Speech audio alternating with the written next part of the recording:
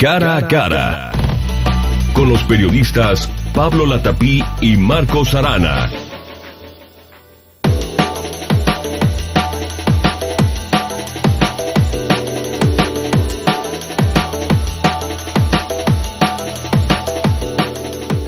En este momento pues me da mucho gusto darle la bienvenida a este segmento especial Cara a Cara, donde tengo la oportunidad todas las mañanas de 9 a 10 de la mañana en compañía de mi compañero y amigo Marcos Arana, platicar sobre los temas de interés en este momento aquí en el estado de Jalisco, aquí en Guadalajara, y pues platicar las cosas como son y con la gente con la que hay que platicarla. Me da mucho gusto saludarte, Marcos, ¿cómo estás? Muy buenos días. Estimado Pablo, ¿cómo estás? Buenos días. ¿Cómo vas? Mira, la verdad es que hoy tenemos una mesa de lujo, ¿verdad? Porque para la opinión pública y para la sociedad es importantísimo que le demos seguimiento a un asunto como es el ambiente laboral empresarial en esa Secretaría del Trabajo. Y sobre todo, qué bueno que lo mencionas, espero que en cualquier momento llegue hasta nuestra cabina, estará con nosotros el secretario del Trabajo, pero que fue una secretaría que de alguna forma, pues tuvo dos frentes abiertos el año pasado, estarás de acuerdo conmigo, Marcos. Por un lado, pues el frente que se le abrió con este tema de los niños jornaleros, que se descubrieron varias granjas de trabajo donde había niños que trabajaban y eran explotados, y por otro lado, pues el frente que abrió la propia Secretaría del Trabajo por el tema de los abogados, los llamados abogados talibanes, que de alguna forma pusieron de cabeza a la Secretaría, ya que son abogados que utilizan todos los recursos y las argucias legales que tienen a su alcance, y también no tan legales, para sacar dinero por la vía laboral, por pleitos laborales, a empresas importantes, incluso a organizaciones de carácter asistencial, ¿no?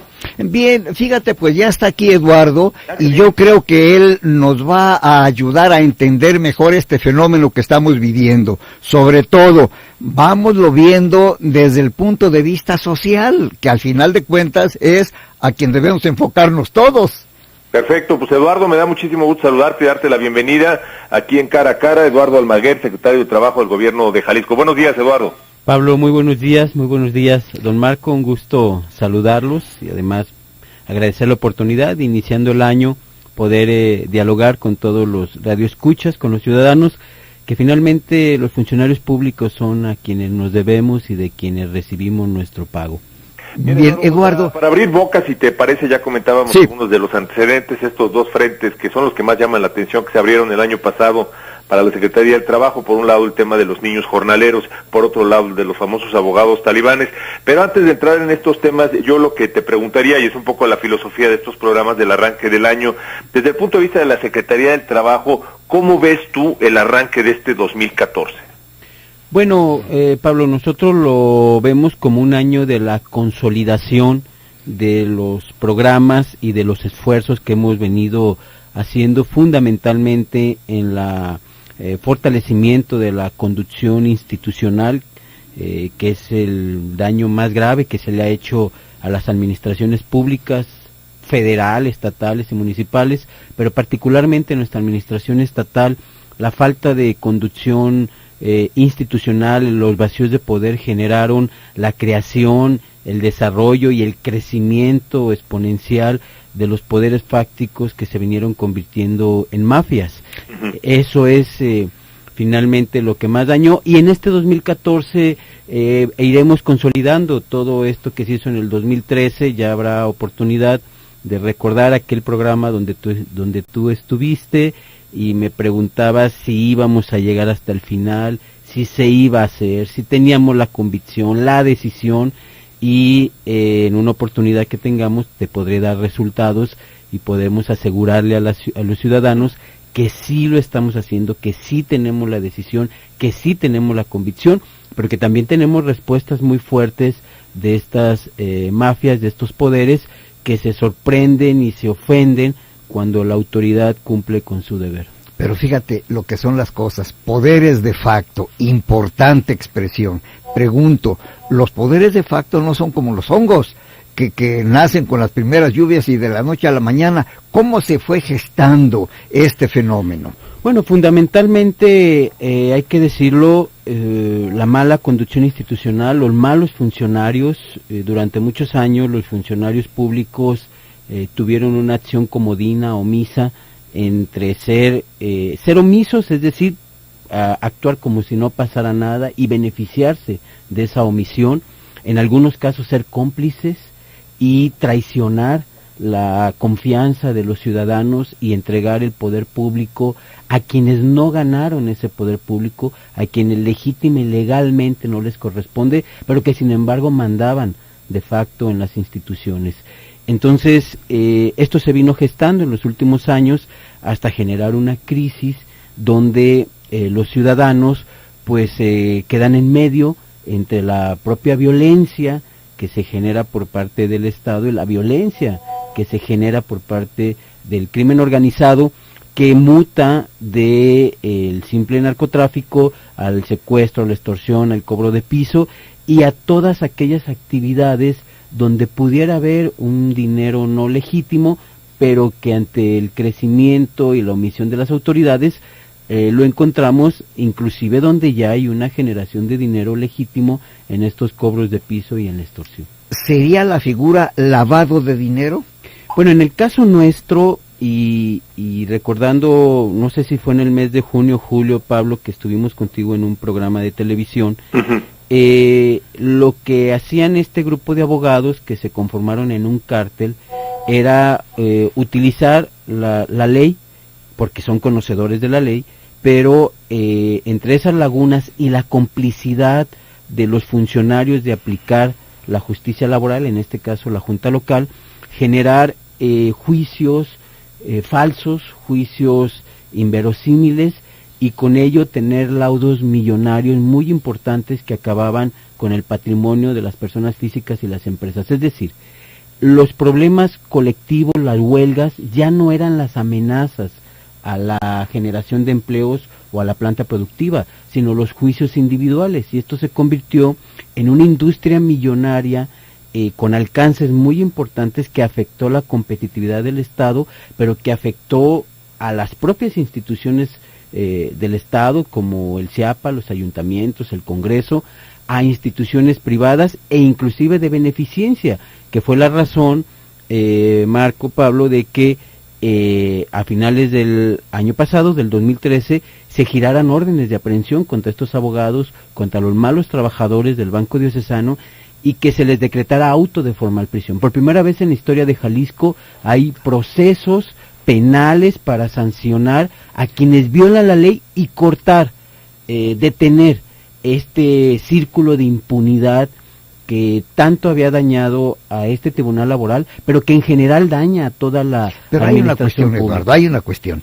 Estos señores son identificados, tan identificados que ya hay órdenes de aprehensión y hay, no sé si ya ejecución y cuántos están en proceso, pero esta es la cuestión. ¿A quiénes pertenecen? ¿Son abogados conocidos, de bufetes conocidos, de organizaciones conocidas, de centrales obreras conocidas? ¿O quiénes son? Marcos, son conocidos por todos, por todo el ambiente laboral, por empresarios, por sindicatos, por abogados litigantes, por funcionarios de todos los niveles. Son un número muy importante de abogados que durante los últimos 10 años, particularmente los últimos 6 años, crecieron al amparo de la omisión y de la complicidad de la autoridad, a tal grado que en nuestro tribunal laboral ya no se movía nada, o todo se movía en la dirección en la que ellos tenían intereses. Amasaron grandes fortunas y por supuesto yo entiendo la gran molestia que ellos tienen, la gran inconformidad, porque no solamente nadie los perseguía, sino todos les toleraban y hasta les temían. Y cuando nosotros empezamos a encontrar ese ambiente de tanta impunidad y corrupción, y lo empezamos a combatir, debo de confesar hoy, el día de hoy, lunes 13 de enero, debo de confesar que yo no pensé que estuvieran tan fuertes, tan grandes, tan conectados, y que le estuviera costando al propio Estado combatirlos, como está costándole a la administración pública combatir esas mafias que se dejaron crecer tan fuerte y tan altas. ¿Pero son poderosos por per se o son instrumento de? Bueno, yo creo que son poderosos per se, pero también fueron instrumentos de, porque tú no puedes entender cómo pudieron al amparo o tuvieron haber estado trabajando al amparo de la autoridad, de los principales funcionarios de la Secretaría, si no hubieran podido crecer tanto. Pongo el ejemplo que lo hemos señalado, ¿no? Tú no puedes entender cómo alguien que demanda un salario de 695,000 pesos, que las autoridades saben que nadie tiene ese sueldo en el país, se lo reconozcan legalmente y actúen contra las propias instancias del Estado. El año pasado logramos con esta política pública, atendiendo la instrucción del gobernador del Estado, logramos que el CIAPA no pagara cerca de 70 millones de pesos. Logramos que empresas privadas no pagaran poco más de 120 millones de pesos en laudos.